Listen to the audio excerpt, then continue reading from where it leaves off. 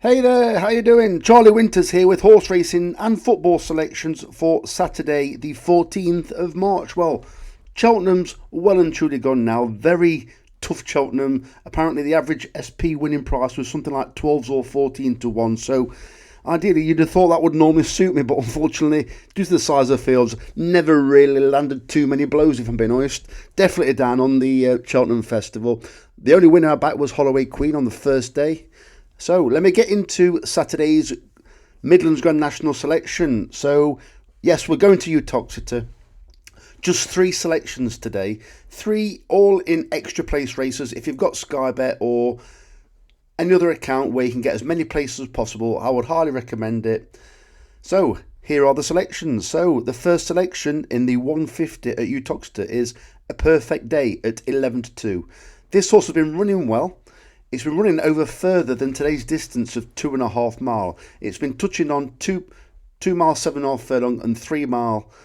I just think that may be stretching its stamina, and this drop back in distance and a prominent show throughout will be just a ticket for this selection. It's Ben Clark, who had a runner yesterday, the Betty that I tipped at 40 to 1, ran a cracker. I think it came ninth in the end, but ran a really good race from the front. As I said, it's Ben Clark, but also it's Ben Jones as well. Ben Jones had a pretty decent Cheltenham, to be fair.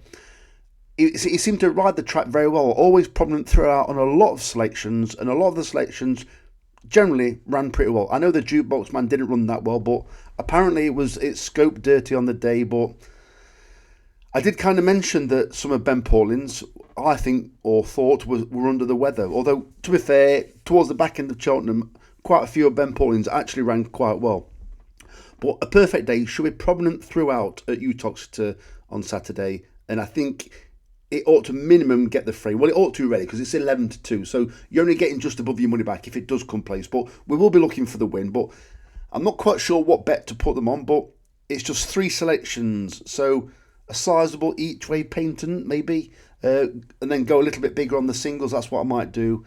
And then the second selection is Hartington at 7 to 1 in the 2.25 Uttoxeter. I just think Joe Tizard's horses, they'll just begin to run well in my opinion. JPR1 at Cheltenham, another horse that was a very big price, ran very well for a long way up until I think it doesn't quite get home over 2.5 mile at Cheltenham. It was still travelling pretty well going round the final bend, but then it just folded towards the end. I think it came fourth in the end. But yeah, it still ran a decent race. But Hartington, first time tongue strap, tells me that his breathing wasn't quite right when push came to shove last time. Last time was on heavy ground. Today it's more like soft. The sun's out in Nottinghamshire. It's not a million miles away from... I don't live a million miles away from Uttoxeter.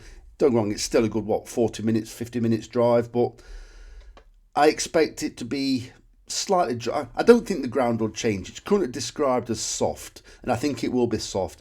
Hartington ran well on heavy ground last time, and I think this soft ground will be absolutely fine for it. So I expect a decent run, and the Tizards don't have many runners at Uttoxeter, so I think that's quite interesting. And the final selection, it brings a little bit of Gold Cup form from 2 years ago into this race. The third selection is Git Maker at 9 to 1 in the 3 o'clock at Uttoxeter. I think this horse is a spring horse, and I think that the better weather recently, hopefully it's now had a little bit of sun on its back, and it's I don't know, I'm probably making this up now. Its overall condition is probably improving. Like I said, it's had some sun on its back. Hopefully there is an improvement for that.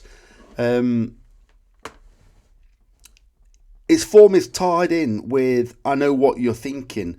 Well, it ran in the Kim Muir 2 years ago, and it was being 8 lengths by that horse, but there was about 20 odd runners in that field that day. It came second, this horse did, that day, but it was also equally 18 lengths clear of the third horse. It's been a bit hit and miss since then. Don't go wrong, after that run, it run 2 crackers in 2 other nationals. I just think it's been a little bit off the pace. It's come down in the ratings since then. It's actually lower in the ratings than when it ran in the Kim Muir 2 years ago. But its last run was encouraging. It didn't run very well in the Welsh National, but then its last run was more encouraging at Haydock, where it was first time blinkers. It was nudged along quite early, but we're still talking January. Whereas I mentioned, I think this is a spring horse that waits for the better weather, where you'll see an improvement in form. And I think you will see a better horse today.